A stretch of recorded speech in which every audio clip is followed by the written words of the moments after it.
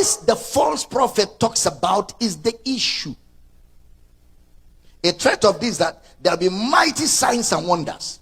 These false prophets, they carry mighty signs. They are always about power, demonstration, signs, wonders. It is heavy with false prophets. Now, I'm not saying it's only false prophet that does miracles, but that is one of the major threats of false prophets. Then when you now look at the miracles and check the message is what will give away the miracles. They are teaching. Notice that while he mentions the Christ as the sermon, he mentions the messengers in plural.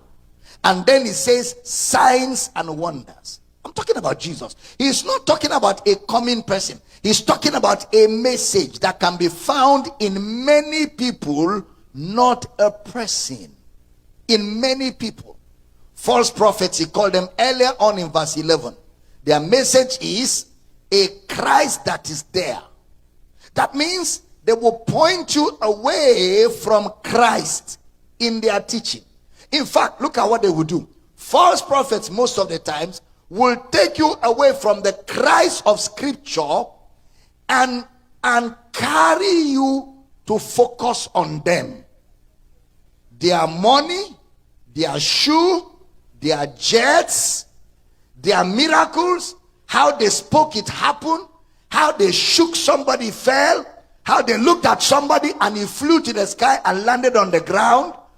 They will colonize you to themselves, and you will not know Christ when watching them.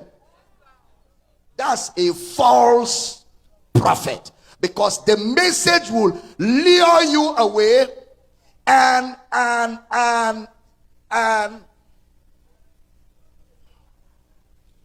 they will lure you away, they will seduce you away, and they will romantically bring you to themselves.